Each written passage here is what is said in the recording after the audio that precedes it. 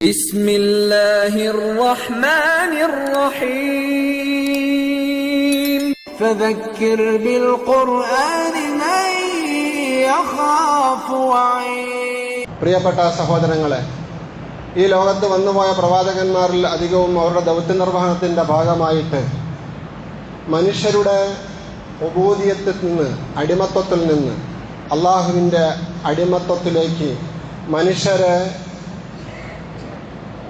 മോചിപ്പിച്ചവരായിരുന്നു. വിഗ്രഹങ്ങളുടെയും മനുഷ്യരുടെയും ഇബാദത്തുകളിൽ നിന്ന്, അവർക്ക് വേണ്ടിയുള്ള ആരാധനകളിൽ നിന്ന് അള്ളാഹുവിന് വേണ്ടി മാത്രമുള്ള ആരാധനകളിലേക്ക് മനുഷ്യരെ നയിച്ചവരായിരുന്നു. അതുകൊണ്ട് തന്നെ അടിമത്ത മോചനത്തെക്കുറിച്ച് പറയുമ്പോഴും സ്വാതന്ത്ര്യ സമര പോരാട്ടത്തെക്കുറിച്ച് പറയുമ്പോഴും അള്ളാഹുവിൻ്റെ പ്രവാചകന്മാര് ഈ ഭൂമി ലോകത്ത് സമര പോരാട്ടത്തിൻ്റെ മുൻപന്തിയിൽ ഉള്ളവരായിരുന്നു എന്നുള്ളതാണ് വസ്തുത. ഹബീബായ മുഹമ്മദ് മുസ്തഫ സല്ലല്ലാഹു അലൈഹി വസല്ലമയുടെ ജീവിതം നമ്മൾ പരിശോധിക്കുമ്പോഴും നമുക്ക് ഈ വസ്തുത സുതാര്യമായി ബോധ്യപ്പെടും. വയളഉ അൻഹും മിസ്റഹും വല്ലഗ്ലാൽ അല്ലതി കാനത് അലൈഹിം. റസൂലുള്ളാഹി സ്വല്ലല്ലാഹു അലൈഹി വസല്ലം തങ്ങളുടെ ദൗത്യ നിർവഹണത്തെക്കുറിച്ച്, ബാധ്യതകളെക്കുറിച്ച് നബിതങ്ങൾ സമൂഹത്തിൽ നടത്തിക്കൊണ്ടിരിക്കുന്ന പ്രവർത്തനങ്ങളെക്കുറിച്ച് സൂറത്തുൽ അറാഫിന്റെ 157-ാമത്തെ ആയത്തിലൂടെ അല്ലാഹു സുബ്ഹാനഹു വ തആല വിശദീകരിക്കുമ്പോൾ പ്രത്യേകമായി എടുത്തു പറയുന്ന ഒരു കാര്യമാണ് വയളഉ അൻഹും മിസ്റഹും. മനുഷ്യർ അനുഭവിച്ചുകൊണ്ടിരുന്ന അടിമത്വത്തിന്റെ ഭാരങ്ങളെ മോചിപ്പിക്കുന്നതിന് വേണ്ടിയും ഇറക്കി വെക്കുന്നതിന് വേണ്ടിയും നിയോഗിതനായ പ്രവാചകനാണ് മുഹമ്മദ് മുസ്തഫ സല്ലല്ലാഹു അലൈഹി വസല്ലമ തങ്ങളെന്ന്. വല്ലഗ്ലാൽ അല്ലതി കാനത് അലൈഹിം. മനുഷ്യരെ വരിഞ്ഞു മുറുക്കിയിരുന്ന അടിമത്വത്തിന്റെ ചങ്ങലകളെ പൊട്ടിച്ചെറിയുന്നതിനും തകർക്കുന്നതിനും വേണ്ടി നിയോഗിതനായ പ്രവാചകനാണ് മുഹമ്മദ് മുസ്തഫ സല്ലല്ലാഹു അലൈഹി വസല്ലമ തങ്ങൾ എന്ന് അല്ലാഹു സുബ്ഹാനഹു വ തആല വ്യക്തമാക്കുന്നുണ്ട്. പ്രിയപ്പെട്ടവരെ, റസൂലുള്ളാഹി സ്വല്ലല്ലാഹു അലൈഹി വസല്ലമ തങ്ങളുടെ ഈ വിഷയത്തിലുള്ള നിരന്തരമായ സമര പോരാട്ടങ്ങളും ഉത്ബോധനങ്ങളും നമുക്കറിയാവുന്നതാണല്ലോ. മഹാനായ ബിലാൽ ഇബ്നു റബാഹ് റളിയല്ലാഹു അൻഹു ഉമയ്യത്തിന്റെ കാലിത്തൊഴുത്തിൽ കാലികൾക്ക് നൽകുന്ന സ്ഥാനം പോലും നൽകാതെ വെറും നികൃഷ്ട ജീവിയായി, ജന്തുവായി കണക്കാക്കപ്പെട്ടിരുന്ന ബിലാൽ ഇബ്നു റബാഹ് റളിയല്ലാഹു അൻഹുവിനെ റസൂലുള്ളാഹി സ്വല്ലല്ലാഹു അലൈഹി വസല്ലം തങ്ങളുടെ നിരന്തരമുള്ള ഇടപെടലുകൾ കാരണമായിട്ട് അബൂബക്കർ സിദ്ദീഖ് റളിയല്ലാഹു അൻഹു അടിമത്തത്തിൽ നിന്നും മോചിപ്പിക്കുകയാണുണ്ടായത്. പിന്നീട് ആ ബിലാൽ റളിയല്ലാഹു അൻഹു ആരായി മാറി? പരിശുദ്ധ കഅബാലയത്തിന്റെ സമുദ്ഘാടന കർമ്മം റസൂലുള്ളാഹി സ്വല്ലല്ലാഹു അലൈഹി വസല്ലം തങ്ങൾ നിർവഹിക്കുമ്പോൾ ബാങ്ക് മുഴക്കിക്കൊണ്ട് കഅബയുടെ ഉദ്ഘാടനം നിർവഹിക്കാൻ തിരഞ്ഞെടുക്കപ്പെട്ട മഹാവ്യക്തിത്വത്തിന്റെ ഉടമയായി അങ്ങനെ സയ്യിദുന ബിലാൽ എന്ന് ഇസ്ലാമിക ലോകത്ത് ബിലാൽ റളിയല്ലാഹു അൻഹുവിനെ കുറിച്ച് വാഴ്ത്തപ്പെടുന്നു, പുകഴ്ത്തപ്പെടുന്നു, പ്രകീർത്തിക്കപ്പെടുന്നു. ആരുടെ പ്രവർത്തനമായിട്ടുണ്ടായി? മുഹമ്മദ് മുസ്തഫ സല്ലല്ലാഹു അലൈഹി വസല്ലം തങ്ങളുടെ പ്രവർത്തനത്തിന്റെ ഫലമാണിത്. ബിലാൽ ഇബ്നു റബാഹ് റളിയല്ലാഹു അൻഹുവിനെ പോലെയുള്ള നൂറുകണക്കിന്, ആയിരക്കണക്കിന് അടിമത്വം പേര് ജീവിച്ചിരുന്ന, സ്വാതന്ത്ര്യം നിഷേധിക്കപ്പെട്ടിരുന്ന മനുഷ്യർക്ക് ആദരവായ റസൂലുള്ളാഹി സ്വല്ലല്ലാഹു അലൈഹി വസല്ലം തങ്ങൾ സ്വാതന്ത്ര്യത്തിന്റെ ശുദ്ധവായു ശ്വസിക്കുന്നതിനുള്ള അവസരമുണ്ടാക്കി എന്നുള്ളതാണ്. പ്രിയപ്പെട്ടവരെ, ചരിത്രം ഒരുപാട് നമുക്കറിയാം. എന്നാൽ ഇന്ന് റസൂലുള്ളാഹി സ്വല്ലല്ലാഹു അലൈഹി വസല്ലം തങ്ങൾ നടത്തിയ അടിമത്ത വിമോചനത്തിന്റെ 1000-ൽ-1 പോലും ഇല്ലാത്ത ഈ ഭൗതിക ലോകത്ത് അടിമത്ത വിമോചനത്തിന് വേണ്ടി ശബ്ദിച്ച മറ്റു പലരെയും വാഴ്ത്തപ്പെടുന്നുണ്ട്, പുകഴ്ത്തപ്പെടുന്നുണ്ട്. എബ്രഹാം ലിങ്കനെയും നെൽസൺ മണ്ടേലയെയും ഏറ്റവും വലിയ അടിമ വിമോചകരായിട്ടാണ് ചരിത്രം രേഖപ്പെടുത്തുന്നത്.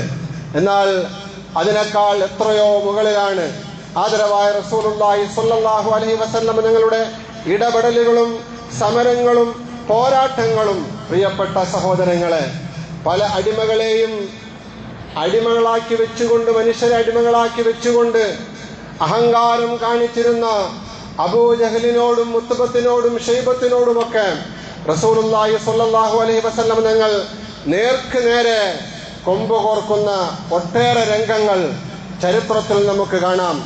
അങ്ങോട്ടൊന്നും കടക്കുന്നില്ല, സമയദൈർഘ്യം ഭയന്നുകൊണ്ട്. ചരിത്രത്തിൽ ഏറ്റവും കൂടുതൽ അറിയപ്പെട്ട ഒരു സംഭവം മാത്രം ഈ സന്ദർഭത്തിൽ നിങ്ങളെ ശ്രദ്ധയിൽപ്പെടുത്തിക്കൊണ്ട് മറ്റു ചില കാര്യങ്ങളിലേക്ക് കടക്കുകയാണ്. ഖാദിസിയ യുദ്ധവേള. പേർഷ്യൻ സാമ്രാജ്യത്തോടാണ് മഹാനായ സഅദ് ബിൻ അബീ വഖാസ് റളിയല്ലാഹു അൻഹുവിന്റെ നേതൃത്വത്തിലുള്ള മുസ്ലിം പട പോരാടിക്കൊണ്ടിരിക്കുന്നത്. മഹാനായ ഉമർ അൽ ഫാറൂഖ് റളിയല്ലാഹു അൻഹുവിന്റെ ഖിലാഫത്ത് കാലഘട്ടത്തിലാണ് ഈ യുദ്ധം നടക്കുന്നത്. പേർഷ്യയുടെ പ്രവിശാലമായ ഒരു പ്രദേശമാണ് ഖാദിസിയ. മഹാനായ സഅദ് ബിൻ അബീ വഖാസ് റളിയല്ലാഹു അൻഹുവിന്റെ നേതൃത്വത്തിലുള്ള മുസ്ലിം സൈന്യം ഖാദിസിയ കീഴടക്കിയപ്പോൾ പേർഷ്യൻ സൈന്യാധിപനാകുന്ന റുസ്തം അവരുമായിട്ടൊരു സന്ധി സംഭാഷണത്തിന് വേണ്ടി തയ്യാറായി. അങ്ങനെ സന്ധി സംഭാഷണത്തിന് വേണ്ടി മുസ്ലിമീങ്ങളിൽ നിന്നുമുള്ള നേതാക്കന്മാരെ ക്ഷണിക്കുകയുണ്ടായി അദ്ദേഹത്തിന്റെ സവിധത്തിലേക്ക്, കൊട്ടാരത്തിലേക്ക്. മഹാനായ സഅദ് ബിൻ അബീ വഖാസ് റളിയല്ലാഹു അൻഹു മുസ്ലിം സൈന്യത്തോടൊപ്പം കൂടിയാലോചിച്ചു ആരൊക്കെയാണ് അങ്ങോട്ട് പോകേണ്ടത് എന്ന്. അപ്പോൾ മഹാനായ റബീഇ ഇബ്നു ആമിർ റളിയല്ലാഹു അൻഹു അബൂ സഅദ് ബിൻ അബീ വഖാസ് റളിയല്ലാഹു അൻഹു പറയുകയുണ്ടായി, ഒന്നിലധികം പേര് പോണ്ട. പോയ ആൾക്കാർ പോകുമ്പോൾ അവർ ചിലപ്പോൾ അഹങ്കരിച്ചു പോകും. അതുകൊണ്ട് ഒരാൾ മാത്രം പോയാൽ മതി. ആ പോകുന്ന ആളാണെങ്കിലോ ഏറ്റവും തരം താഴ്ന്ന നിലയിലുള്ള വസ്ത്രം ധരിക്കണം. ഏറ്റവും സഞ്ചാര വേഗതയുള്ള മെലിഞ്ഞ കുതിരയുടെ പുറത്ത് പോകണം. ഏറ്റവും നിസ്സാരമായ ആയുധങ്ങൾ ധരിച്ചുകൊണ്ടായിരിക്കണം പോകേണ്ടത്. ആ തീരുമാനം സഅദ് റളിയല്ലാഹു അൻഹു അംഗീകരിച്ചു. എന്തിനാണെന്നറിയുമോ? ഈ പേർഷ്യക്കാര് അന്ന് അഹങ്കാരികളായിരുന്നു, മനുഷ്യരെ അടിമകളാക്കി വെച്ചിരുന്നവരായിരുന്നു. അവരുടെ മുമ്പിൽ ഒരു അടിമയുടെ മാത്രം രൂപസാദൃശ്യമുള്ള വസ്ത്രധാരണമുള്ള ഒരാളിനെ പറഞ്ഞയച്ചുകൊണ്ട് അവരുടെ അഹങ്കാരത്തിന് അവസാനം വരുത്തുക എന്നുള്ളതായിരുന്നു മഹാനായ റബീഇ ഇബ്നു ആമിർ റളിയല്ലാഹു അൻഹു ഇതിലൂടെ ലക്ഷ്യം വെച്ചത്. സഅദ് റളിയല്ലാഹു അൻഹു അതിന് അനുവാദം കൊടുത്തു. പോകാൻ ആരുണ്ട് എന്ന് ചോദിച്ചപ്പോൾ ഉത്തരവാദിത്വം മഹാനായ റബീഇ ഇബ്നു ആമിർ റളിയല്ലാഹു അൻഹു തന്നെ ഏറ്റെടുത്തു. അങ്ങനെ ഒരു കുതിരപ്പുറത്ത്, മെലിഞ്ഞുണങ്ങിയ കുതിരപ്പുറത്ത്, ഒരു പൊട്ടിയ പരിചയും ഒരു വാളുമായിട്ട് ഏറ്റവും വില കുറഞ്ഞ വസ്ത്രം ധരിച്ചുകൊണ്ട് മഹാനായ റബീഇ ഇബ്നു ആമിർ റളിയല്ലാഹു അൻഹു കടന്നു ചെല്ലുകയാണ്. പ്രവിശാലമായ ഇന്നത്തെ ഇറാൻ, അന്നത്തെ പേർഷ്യ, ആ സാമ്രാജ്യത്വത്തിന്റെ ഏറ്റവും വലിയ സൈന്യാധിപൻ സർവ്വവിധമായ സൗകര്യങ്ങളോടും കൂടി താമസിക്കുന്ന കൊട്ടാരത്തിന്റെ മുമ്പിൽ ചെന്നപ്പോൾ പാറാവുകാര് ഈ കുലീനനായ പാവപ്പെട്ട റബീഇ ഇബ്നു ആമിർ റളിയല്ലാഹു അൻഹുവിനെ തടഞ്ഞു.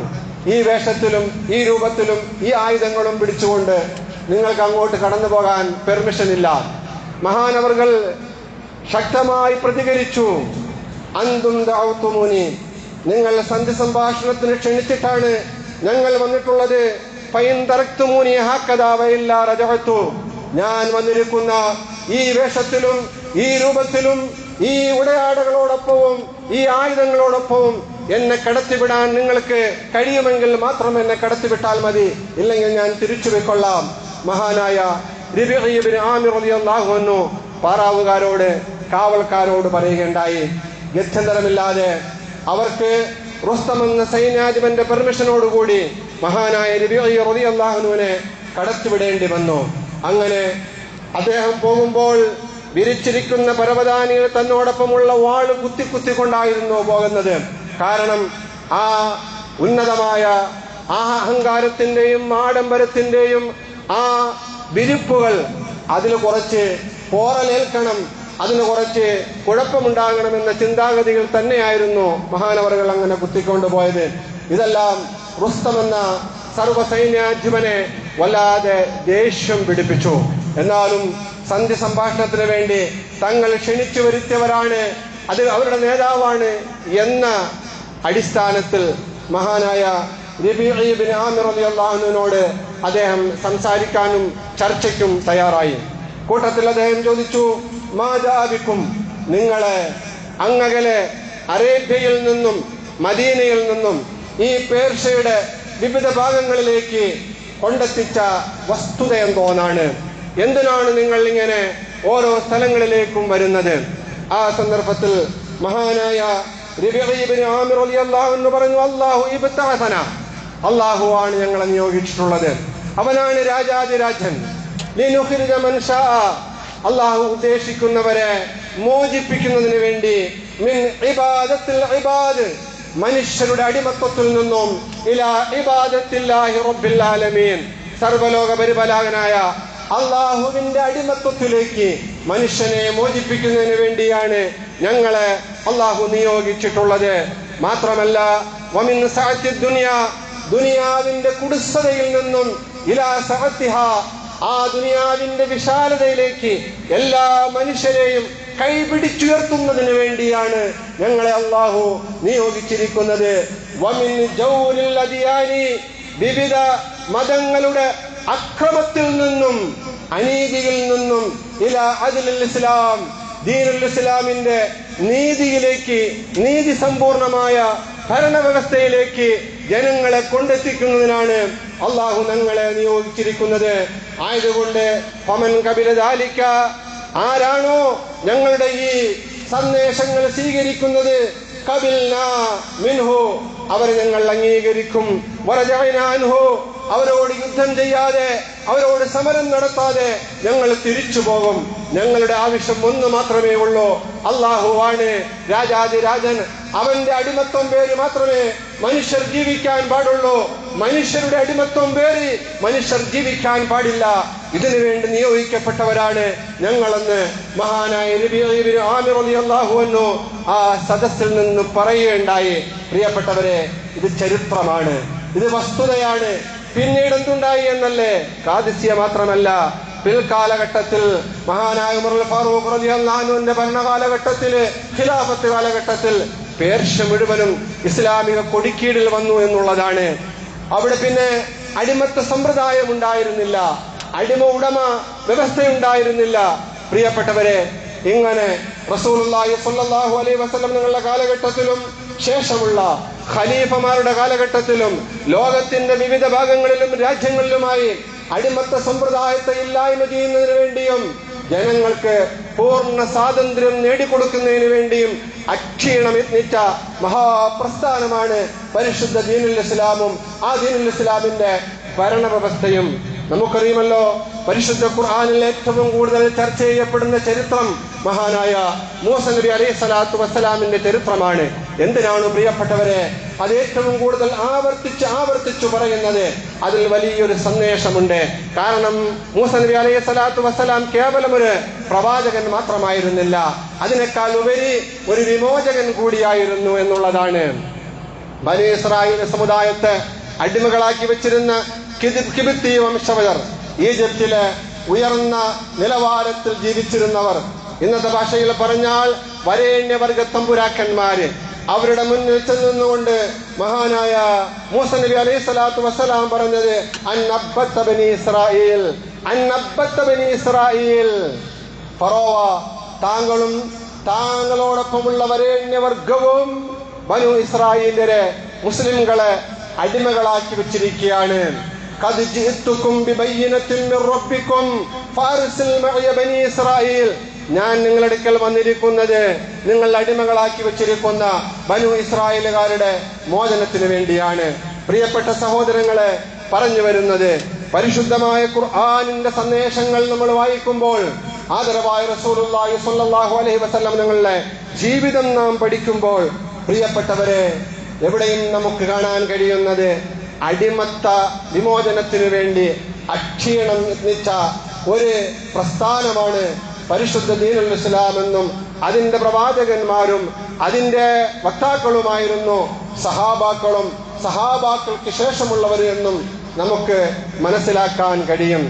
ഈ സന്ദേശത്തിൽ നിന്നും, ഈ പരിശുദ്ധമായ ഖുർആനിന്റെ സന്ദേശത്തിൽ നിന്നും, പ്രവാചക ജീവിതത്തിൽ നിന്നും പ്രചോദനം ഉൾക്കൊണ്ടവരായിരുന്നു ഇന്ത്യ രാജ്യത്തും സ്വാതന്ത്ര്യ സമര പോരാട്ടങ്ങൾക്ക് വേണ്ടി മുൻപന്തിയിലുണ്ടായിരുന്ന മുസ്ലിമീങ്ങൾ.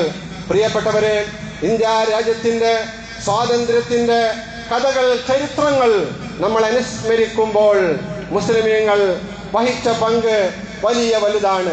മറ്റുള്ളവർ പങ്ക് വഹിച്ചിട്ടില്ല എന്നല്ല. ഹൈന്ദവ സഹോദരങ്ങളും ക്രൈസ്തവ സഹോദരങ്ങളും മതമുള്ളവരും മതമില്ലാത്തവരും എല്ലാവരും പരസ്പരം തോളോട് തോള് ചേർന്ന് നിന്നുകൊണ്ട് ഈ രാജ്യത്തേക്ക് കടന്നു വന്ന ഇവിടത്തെ മക്കളെ അടിമകളാക്കി മാറ്റി ഇവിടെ ഭരണം നടത്തിയിരുന്ന വൈദേശിക ശക്തികളെ ഈ നാട്ടിൽ നിന്നും നാട് കടത്തുന്നതിന് വേണ്ടി അക്ഷീണം യത്നിച്ചവരായിരുന്നു മുസ്ലിമീങ്ങൾ ഉൾപ്പെടെയുള്ള സ്വാതന്ത്ര്യ സമര പോരാളികൾ. അത് തുടങ്ങുന്നത് 1857 ഒന്നാം സ്വാതന്ത്ര്യ സമരത്തോടെയല്ല. അതിനു മുമ്പ് തന്നെ വൈദേശിക ആധിപത്യം ഈ ഇന്ത്യയിൽ എത്തിച്ചേർന്നിരുന്നു, ഈ കേരള മണ്ണിൽ ഉൾപ്പെടെ എത്തിച്ചേർന്നിരുന്നു. നമുക്കറിയുന്നത് പോലെ 1498 മെയ് 20 വാസ്കോഡി ഗാമ കോഴിക്കോടത്ത് കാപ്പാട് കടപ്പുറത്ത് വരുന്നതോടുകൂടിയാണ് ഇന്ത്യൻ മണ്ണിൽ വൈദേശിക ആധിപത്യത്തിന്റെ തുടക്കം. പോർച്ചുഗീസുകാരായിരുന്നു ആദ്യം വന്നത്. അതിനുശേഷം 1605 ഡച്ചുകാർ ഈ ഇന്ത്യയിലേക്ക് വൈദേശിക ആധിപത്യത്തിന് വേണ്ടി വരികയുണ്ടായി. വിദേശികളായ അവർ വന്നിട്ട് ഈ നാട്ടിലെ സമ്പത്ത് കൊള്ളയടിച്ചു. ഈ നാട്ടിന്റെ മണ്ണിന്റെ മക്കളെ, ഈ നാട്ടിലെ തദ്ദേശവാസികളെ അടിമകളാക്കി വെച്ചു. അന്നെല്ലാം അവരോട് പോരാടാൻ മുൻപന്തിയിലുണ്ടായിരുന്നു ഇവിടുത്തെ മുസ്ലിമും ഇവിടുത്തെ ഹൈന്ദവനും ഇവിടുത്തെ ക്രൈസ്തവനും എല്ലാവരും. പക്ഷേ കാലം, പുതിയ കാലം, പുതിയ വർത്തമാനം, പുതിയ ഭരണകൂടം പ്രിയപ്പെട്ടവരെ പ്രചരിപ്പിക്കുന്നതും നോക്കിക്കാണുന്നതും ഏത് തരത്തിലാണ് എന്ന് ഞാൻ പറയാതെ തന്നെ നിങ്ങൾക്കറിയുമല്ലോ.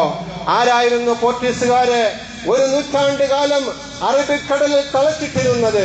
പ്രിയപ്പെട്ടവരെ, അന്ന് രാജ്യം, നമ്മുടെ കേരളം ഭരിച്ചിരുന്നത് സാമൂതിരി രാജാവായിരുന്നു. ആ സാമൂതിരി രാജാവിന്റെ പട്ടാളക്കാർ ആരായിരുന്നു? പട്ടുമരക്കാരും കുട്ടിമരക്കാരും കുഞ്ഞാലി മരക്കാരും ഉൾപ്പെടെയുള്ള മരക്കാർ കുടുംബത്തിലെ പ്രഗത്ഭമതികളായ നാവികസേന തലവന്മാരായിരുന്നു. അവരാണ് ആരോട് ഏറ്റുമുട്ടിയത്? പോർച്ചുഗീസുകാരോട് ഏറ്റുമുട്ടിയത്. വീരമൃത്യു വരിച്ചത് അധികവും മുസ്ലിമുകളായിരുന്നു. സാമൂതിരി രാജാവിന് പൂർണ്ണ പിന്തുണ പ്രഖ്യാപിച്ചുകൊണ്ട് അന്ന് വൈദേശിക ശക്തികൾക്കെതിരെ സമര രംഗത്ത് എല്ലാ മുസ്ലിമീങ്ങളും ഈമാനുള്ള എല്ലാ വക്താക്കളും രംഗപ്രവേശനം ചെയ്യണമെന്ന് ഗ്രന്ഥം രചിച്ചവരായിരുന്നു. ഈ കേരളത്തിലെ പണ്ഡിത തറവാട്ടിലെ കുലപതി എന്നറിയപ്പെടുന്ന മഹാനായ സൈനുദ്ദീൻ മഖ്ദൂം ഒന്നാമനായിരുന്നു. അദ്ദേഹത്തിന്റെ പുത്രൻ സൈനുദ്ദീൻ മഖ്ദൂം രണ്ടാമനായിരുന്നു. തഹ്രീർ അഹ്ലുൽ ഈമാനി അലാ ജിഹാദി അബ്ദത്ത് സുൽബാൻ എന്ന ഗ്രന്ഥം രചിച്ചുകൊണ്ട് മഹാനായ സൈനുദ്ദീൻ മഖ്ദൂം ഒന്നാമൻ പ്രഖ്യാപനം നടത്തുകയുണ്ടായി. ഈമാനുള്ള ഏതൊരു മുസ്ലിമിന്റെയും ധാർമ്മികമായ ഉത്തരവാദിത്തമാണ് നമ്മുടെ മണ്ണടക്കി വാണുകൊണ്ടിരിക്കുന്ന പോർച്ചുഗീസുകാരെ ഇവിടെ നിന്നും പുറത്താക്കുക എന്നുള്ളത്. അതിനെന്ത് വേണം? സാമൂതിരി രാജാവിനോടൊപ്പം നിന്നുകൊണ്ട് പിന്തുണ പ്രഖ്യാപിച്ചുകൊണ്ട് അതിനുവേണ്ടി പോരാട്ട സമരമുഖത്തുണ്ടായിരിക്കണം. സാമൂതിരി രാജാവിനോട് മഹാനായ സൈനുദ്ദീൻ മഖ്ദൂം റഹ്മത്തുള്ളാഹി അലൈഹി ഒരു നിർദ്ദേശം വെക്കുകയുണ്ടായി. നിങ്ങളുടെ പട്ടാക്കളക്കാരിൽ നായന്മാർ മാത്രമാണ് ഇപ്പോൾ നിലവിലുള്ളത്, പോരാ. ഈ വലിയ ശക്തിയോട് പോരടിക്കണമെങ്കിൽ അതിൽ മുസ്ലിമീങ്ങൾ വേണം, തീയന്മാര് വേണം, മറ്റ് പിന്നോക്ക വിഭാഗക്കാര് വേണം. അങ്ങനെയാണ് മഹാനവറുകളുടെ നിർദ്ദേശമനുസരിച്ചുകൊണ്ട് സാമൂതിരി രാജാവ് അന്ന് പട്ടാളത്തെ വിപുലീകരിച്ചത് എന്ന് ചരിത്ര യാഥാർത്ഥ്യമാണ്. പ്രിയപ്പെട്ടവരെ, മുസ്ലിമുകളുടെയും മറ്റു മതസ്ഥരുടെയും ഒത്തൊരുമയോടുകൂടിയുള്ള പോരാട്ടം കാരണമായിട്ട് നിൽക്കക്കള്ളിയില്ലാതെ പോർച്ചുഗലിലേക്ക് തിരിച്ചുപോയ വാസ്കോഡ ഗാമ വീണ്ടും മടങ്ങിയെത്തുന്നത് 20 യുദ്ധക്കപ്പലുകളുമായിട്ടായിരുന്നു. അഡ്മിറൽ പദവിയോടുകൂടിയായിരുന്നു. അങ്ങനെ വന്ന അദ്ദേഹം എന്താണ് ചെയ്തതെന്നറിയുമോ? അള്ളാഹുവിന്റെ റസൂൽ സല്ലല്ലാഹു അലൈഹി വസല്ലം തങ്ങളുടെ മദീന ലക്ഷ്യമാക്കി സിയാറത്തിന് പോകാൻ തയ്യാറായ 400 പേര്, മക്കയിൽ ഹജ്ജ് ചെയ്യാൻ ലക്ഷ്യമാക്കിക്കൊണ്ട് തയ്യാറായ 400 പേര് പോകുന്ന ഒരു കപ്പലിനെ ആക്രമിച്ചുകൊണ്ട് അവരെ പിടികൂടുകയാണ് ചെയ്തത്. ഇതറിഞ്ഞ് ഈ വാസ്കോഡ ഗാമയോടും ഈ പോർച്ചുഗീസ് നാവികസേനയോടും പടപൊരുതാൻ തയ്യാറായി കുഞ്ഞാലി മരക്കാരുടെ നേതൃത്വത്തിൽ പോയ പട്ടാളം അവരോട് പോരാടി. അതിൽ പലരും മരിച്ചു. മഹാനായ കുഞ്ഞാലി മരക്കാർ രക്തസാക്ഷിയായി. അദ്ദേഹത്തിനോടുള്ള കലി തീരാതെ അദ്ദേഹത്തിന്റെ തല അറുത്തെടുത്തു, ഉപ്പിട്ട് ഉണക്കി, എന്നിട്ട് കണ്ണൂരിലുള്ള തങ്ങളുടെ വൈസ്രോയിമാർക്ക് അയച്ചു കൊടുത്തു എന്നാണ് ചരിത്രം. പ്രിയപ്പെട്ടവരെ, ഇത് ഇന്നലെയും തുടങ്ങിയ സംഭവമല്ല. എന്നാണോ ഈ മണ്ണിൽ വൈദേശിക ആധിപത്യത്തിനായി വിദേശികൾ കടന്നു വന്നത്, അന്ന് അവരെ എതിർത്ത് തോൽപ്പിക്കാൻ മുസ്ലിമീങ്ങൾ മുൻപന്തിയിലുണ്ടായിരുന്നു എന്നാണ് ഞാൻ പറയുന്ന വസ്തുത. അതിനുശേഷം ഡച്ചുകാരോട് പോരാട്ടം നടത്തിയത് മുസ്ലിങ്ങൾ ആയിരുന്നു. അവർ മാത്രമല്ല, പക്ഷേ മുസ്ലിങ്ങൾ അതിന്റെ മുൻപന്തിയിലുണ്ടായിരുന്നു. അതിനുശേഷം ഒന്നാം സ്വാതന്ത്ര്യ സമരം തുടങ്ങുന്നതിന് ഏകദേശം 1 നൂറ്റാണ്ട് മുമ്പ് തന്നെ ദേശീയ അടിസ്ഥാനത്തിൽ സ്വാതന്ത്ര്യ സമര പോരാട്ടങ്ങൾ നടന്നിരുന്നു. അത് ബ്രിട്ടീഷ് ഈസ്റ്റ് ഇന്ത്യ കമ്പനിക്ക് എതിരെയായിരുന്നു. അന്ന് കൊൽക്കത്ത കേന്ദ്രീകരിച്ചായിരുന്നു അവർ ബ്രിട്ടീഷ് ഈസ്റ്റ് ഇന്ത്യ കമ്പനിക്ക് രൂപം കൊടുത്തുകൊണ്ട് അവരുടെ സാമ്രാജ്യത്വം വിപുലമാക്കിക്കൊണ്ടിരുന്നത്. അവിടുത്തെ അവസാനത്തെ നവാബായിരുന്നു സിറാജുദ്ദീൻ ദൗള. ചരിത്രം നിങ്ങൾ പഠിച്ചിട്ടുണ്ടായിരിക്കും. 1756 മുതൽ 1757 വരെ വർഷങ്ങൾ റോബർട്ട് ക്ലൈവിന്റെ നേതൃത്വത്തിലുള്ള ബ്രിട്ടീഷ് പട്ടാളത്തോട് ഏറ്റുമുട്ടി രക്തസാക്ഷിയായത് മഹാനായ ഈ സിറാജുദ്ദീൻ ദൗളയായിരുന്നു. പ്ലാസി യുദ്ധമെന്നാണ് ചരിത്രത്തിൽ അത് അറിയപ്പെടുന്നത്.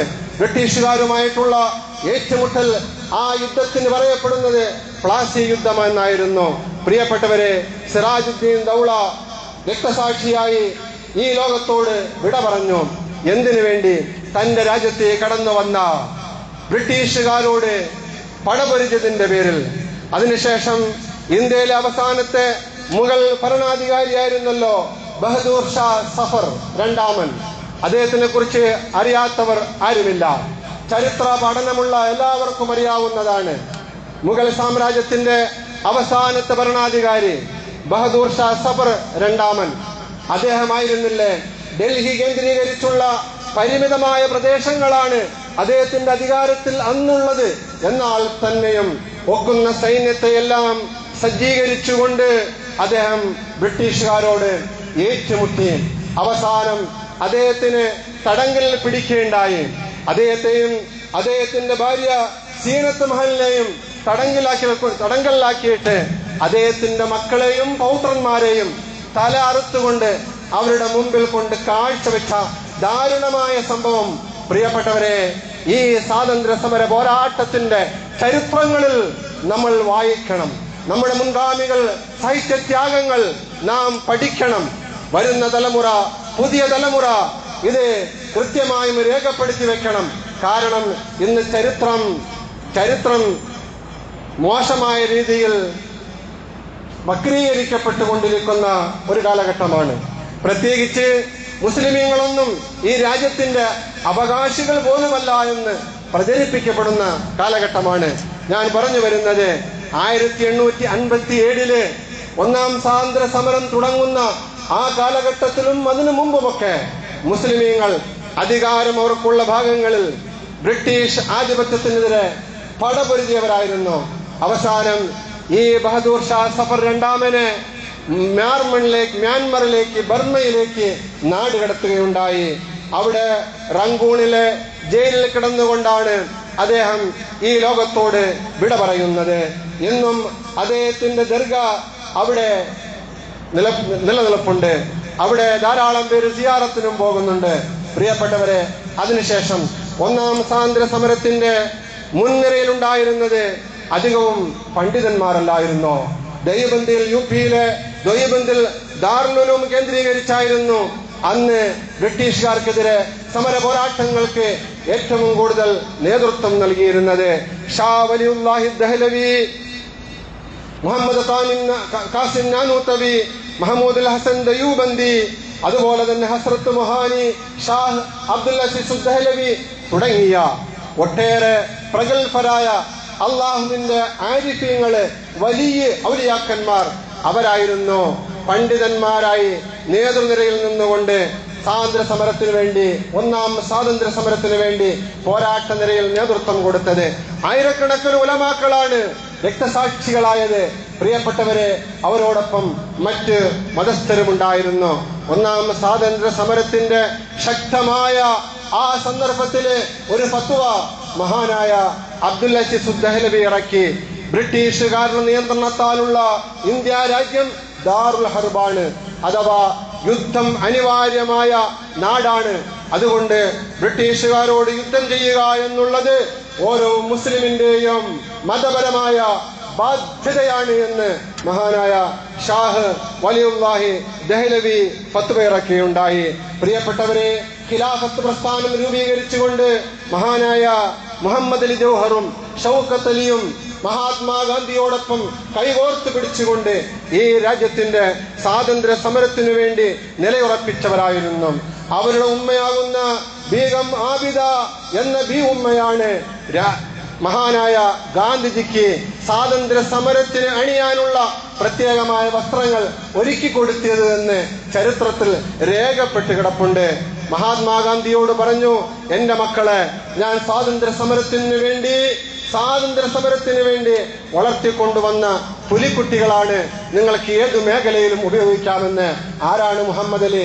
ഇംഗ്ലണ്ടിൽ, ഇന്ത്യ രാജ്യത്തു നിന്നും അധിക പേരൊന്നും ബാരിസ്റ്റർ ബിരുദമെടുക്കാൻ പോയിട്ടില്ലാത്ത ആ കാലഘട്ടത്തിൽ ബാരിസ്റ്റർ ബിരുദം നേടിക്കൊണ്ട് ഇന്ത്യ രാജ്യത്തേക്ക് വന്ന മുഹമ്മദ് അലി ജൗഹർ.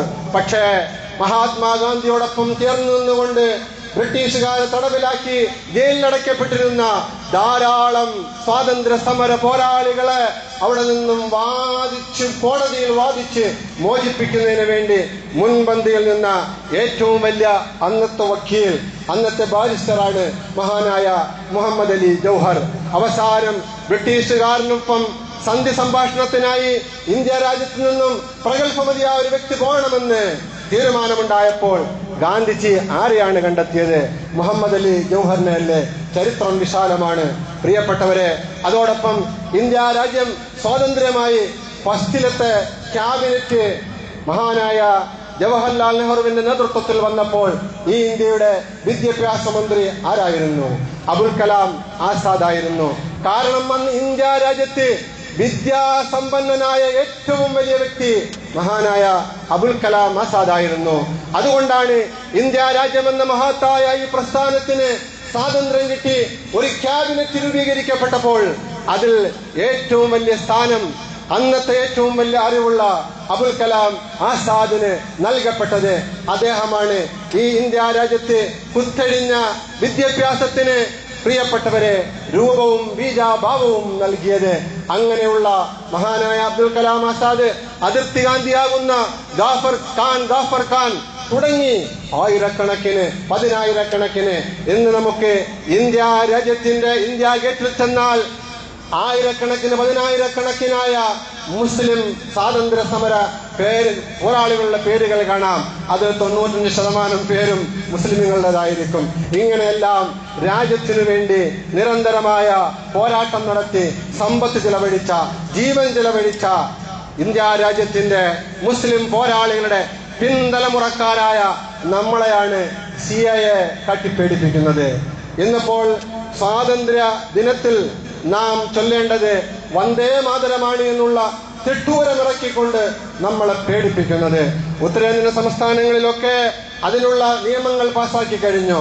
നമ്മുടെ നാളെ നടക്കുന്ന സ്വാതന്ത്ര്യ ദിനത്തിൽ പതാക ഉയർത്തുമ്പോൾ ഒന്നുകിൽ വന്ദേ മാതരം, അതല്ല എങ്കിൽ ജനഗണമന, വന്ദേ മാതരം ചൊല്ലണമെന്ന് നിർബന്ധിപ്പിച്ചുകൊണ്ടിരിക്കുകയാണ്. പ്രിയപ്പെട്ടവരെ, വിശാലമായ ഒരു വസ്തുതയാണ്. സമയം കിട്ടുമെങ്കിൽ പിന്നീട് എപ്പോഴെങ്കിലും അതിനെ എന്തുകൊണ്ടാണ് മുസ്ലിമീങ്ങൾ എതിർക്കുന്നത് എന്ന് നമ്മൾ മനസ്സിലാക്കേണ്ടതുണ്ട്. കേവലം ഒരു ഗീതം എന്ന നിലയിൽ അപ്പുറത്തായിട്ട് ഇസ്ലാമിക സംസ്കാരത്തിനും വിശ്വാസത്തിനും എതിരെ നിൽക്കുന്ന ഏറ്റവും വലിയ ഷിർക്കിന്റെ സന്ദേശങ്ങളാണ്. ആനന്ദമഠം എന്ന നോവലിൽ നിന്നും ഇതിവൃത്തമായിട്ട് എടുത്തിട്ടുള്ള ആ ഗീതത്തിലൂടെ പ്രതിപാദിക്കപ്പെടുന്നത്. ഓരോരുത്തർക്കും സ്വാതന്ത്ര്യമുണ്ട് അവരുടെ വിശ്വാസമനുസരിച്ച് ജീവിക്കാൻ, വസ്ത്രം ധരിക്കാൻ, അവരുടേതായ ആദർശങ്ങൾ പ്രചരിപ്പിക്കാൻ, ഭക്ഷണം കഴിക്കാൻ, യാത്ര ചെയ്യാൻ, വിദ്യാഭ്യാസം ചെയ്യാൻ. എന്നാൽ ബ്രിട്ടീഷുകാരുടെ കയ്യിൽ നിന്നും നാം പോരാടി വാങ്ങിയ ഈ സ്വാതന്ത്ര്യങ്ങളെല്ലാം ഇന്ന് ഒരു വിഭാഗത്തിന് നിഷേധിക്കപ്പെടുകയാണ്, പാർശ്വവൽക്കരിക്കപ്പെടുന്നവർക്ക് നിഷേധിക്കപ്പെടുകയാണ്, രാജ്യത്തിന്റെ ഭൂരിഭാഗം വരുന്ന പിന്നോക്ക വിഭാഗത്തിന് നിഷേധിക്കപ്പെടുകയാണ്. അതുകൊണ്ട് പ്രിയപ്പെട്ട സഹോദരങ്ങളെ, ഓരോ സ്വാതന്ത്ര്യദിനം വരുമ്പോഴും രാജ്യത്തിന്റെ അവസ്ഥകൾ മനസ്സിലാക്കുന്നതിനോടൊപ്പം ഇന്നലകളിൽ നടന്ന നൂറ്റാണ്ടുകൾ നീണ്ടുനിന്ന സ്വാതന്ത്ര്യ സമര പോരാട്ടങ്ങളിൽ മുസ്ലിമീങ്ങൾ മറ്റു മതസ്ഥരോടൊപ്പം ചേർന്ന് നിന്നുകൊണ്ട് വഹിച്ച വലിയ ആ പോരാട്ടത്തിന്റെ ചരിത്രകഥകൾ നമ്മൾ മനസ്സിലാക്കിയെങ്കിലേ മതിയാകൂ. പുതിയ തലമുറ അത് പഠിക്കൽ അനിവാര്യമാണ്. ഇല്ലെങ്കിൽ നാളെ ഇതിനേക്കാൾ വലിയ ദുർഗതിയായിരിക്കും ഉണ്ടായിരിക്കുന്നത് എന്ന് ഓർമ്മപ്പെടുത്തിക്കൊണ്ട് സ്വാതന്ത്ര്യ ദിന സന്ദേശം കൈമാറിക്കൊണ്ട് ഞാൻ അവസാനിപ്പിക്കുകയാണ്.